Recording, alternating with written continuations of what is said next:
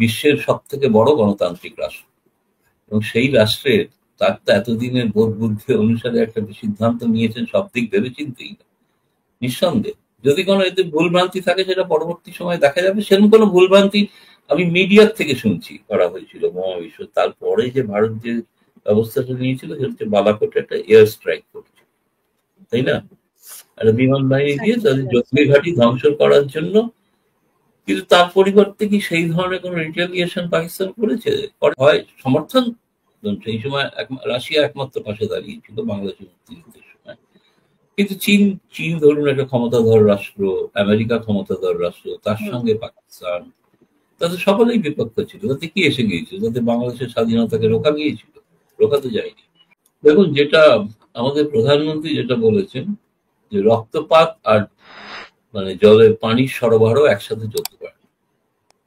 আপনি রক্তপাত হয়েছে ইমিডিয়েটলি এই মুহূর্তে সারা ভারতের মানুষ অত্যন্ত ক্রুদ্ধ, অত্যন্ত ব্যথিত।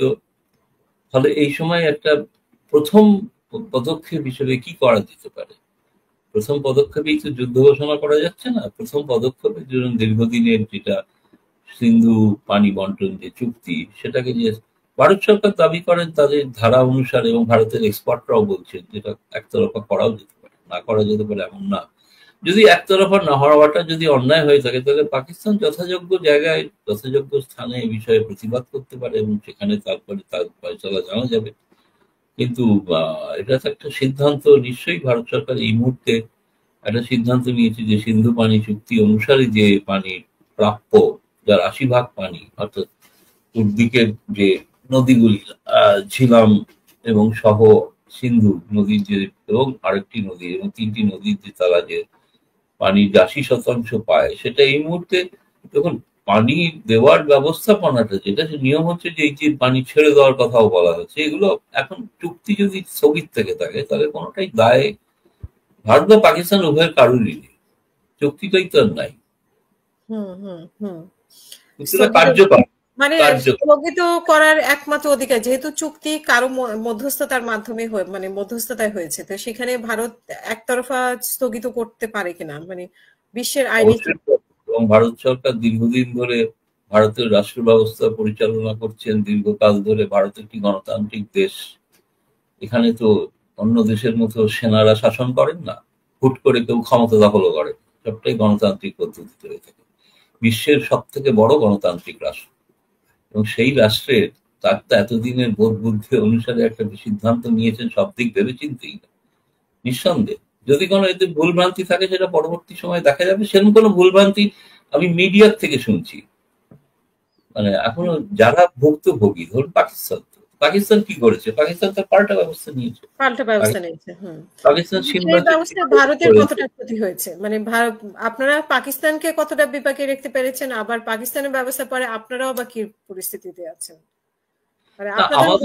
আমাদের তো সব থেকে বড় আমাদের ক্ষতি যে আমাদের নিরীহ ২৬ জনকে প্রাণ হারাতে হচ্ছে। প্রতিটি জীবনের মূল্য আছে। সুতরাং এই জীবনের মূল্যের বিনিময়ে যে ব্যবস্থা হয়েছে, ব্যবস্থাটা আমাদের মতে এখানে ভারত সরকারের সকলেই মনে করছেন, বা এমনকি ভারতের জনগণ মনে করছেন আরো কঠোর পদক্ষেপ নেওয়া হচ্ছে। সেই কঠোর পদক্ষেপ কি এখনো স্পষ্ট নয়। কিন্তু পাকিস্তান যে সিমলা চুক্তি স্থগিত করেছে, এই সিমলা চুক্তির ইতিহাস হলো বাংলাদেশ স্বাধীন হওয়ার পরে এই চুক্তি স্বাক্ষরিত হয়েছে। এর সঙ্গে বাংলাদেশ স্বাধীন হওয়া জড়িত। আর বাংলাদেশকে ঠিক করতে হবে যে তারা আবার পরাধীন হবেন কিনা, তাদের ভূমি আবার পাকিস্তানের জন্য ব্যবহৃত হবে কিনা, সেটা তাদের ঠিক করতে হবে। কারণ সীমান্ত যেহেতু আর নেই, শান্তি যুদ্ধবিরতি চুক্তি স্থগিত হয়ে গেল, তাহলে পাকিস্তান, ফলে একটা যুদ্ধের আবহাওয়া তো তৈরি হলোই। আর পাকিস্তান মনে করেছে যে সিন্ধু পানি চুক্তি স্থগিত করে দেওয়া মানে এটা অ্যাক্ট অফ এন ওয়ার। তারা যে এক্স্যাক্টলি তাদের যে ডেপুটি প্রাইম মিনিস্টার বলেছেন, তবে একটা যুদ্ধের আশঙ্কা তো রয়েছেই, সে বিষয়ে তো দেখা যাচ্ছে, এটা তো অস্বীকার করার কোনো উপায় নেই। কিন্তু এই সমস্যার সমাধান, ধরুন অতীতে লাভ ক্ষতির হিসাব যদি করেন, 4বার পাকিস্তানের সঙ্গে ভারতের যুদ্ধ হয়েছে, কোনোবারই পাকিস্তান জয়লাভ করেনি সামরিকভাবে। সামরিকভাবে জয়লাভ করা সম্ভব না, ভারত মিলিটারিলি অনেক বেশি শক্তিশালী। হ্যাঁ, এখন একটাই চিন্তার বিপদ থাকে আন্তর্জাতিক দুনিয়ার, যে দুটি পরমাণু অস্ত্রধর দেশ, সেখানে যাতে কোনো বিপদ না ঘটে যায়, সেটা সে ব্যাপারে সতর্ক নিশ্চয়ই। অতীতেও ধরুন পাঠানকোটের ওই পাঠানকোট বলছি, আপনার যেটা সর্বশেষ যে হামলাটা হয়েছিল পুলওয়ামাতে সিআরপিএফ জওয়ানদের যে হত্যা করা হয়েছিল বোমা বিস্ফোরণ, তারপরে যে ভারত যে ব্যবস্থাটা নিয়েছিল সেটা হচ্ছে বালাকোটে একটা এয়ার স্ট্রাইক করেছিল, তাই না? একটা বিমান বাহিনী দিয়ে তাদের জঙ্গি ঘাঁটি ধ্বংস করার জন্য। কিন্তু তার পরিবর্তে কি সেই ধরনের কোনো রিটেলিয়েশন পাকিস্তান করেনি তো। কারণ পাকিস্তানের হয়তো মনে হয়েছে তখনকার সরকারে, তখন যে সরকার, তারা মনে হয়েছিল যে এটা আগ বাড়িয়ে এটাকে এসকেলেট করাটা ঠিক হবে না, বরঞ্চ যেখানে হয়েছে সেখানেই ব্যাপারটাকে ধামাচাপা দেওয়া যাক। সেই কারণে এটা আর বেশি কিছু হয়নি, কিন্তু ভারত একটা স্ট্রাইক করেছিল, পরেই তারা সীমানা অতিক্রম করে বোমা বিস্ফোরণ করেছিল, বোমা ফেলেছিল এবং জঙ্গি ঘাঁটি ধ্বংস করার জন্য। তাহলে আমি জানি না, আজকেও আমাদের প্রধানমন্ত্রী সকালবেলায় তিনি যে শেষ রবিবারে যে ভাষণ দেন রেডিও মারফত, তাতে ভাষণেও তিনি বলেছেন ভারত কঠোর জবাব দেওয়ার জন্য তৈরি হচ্ছে। মানে এই যে সিন্ধু পানি চুক্তি বন্টনটাই যথেষ্ট ব্যবস্থা নয়, আরো কঠোর ব্যবস্থা নেওয়ার জন্য ভারত তৈরি হচ্ছে।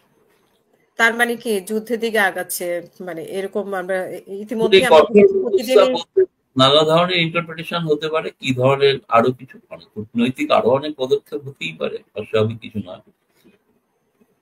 হাই কমিশন মানে দূতাবাস বন্ধ করে দেওয়া যাওয়া, কিংবা কূটনৈতিক সম্পর্ক ছিন্ন করা। আমি বলছি যুদ্ধ ছাড়াও আরো অনেকগুলো অপশন আছে, নেই যে তা নয়, কিন্তু যুদ্ধটাও একটা অপশন আছে, যুদ্ধটা আক্রমণ করাটাও একটা অপশন আছে।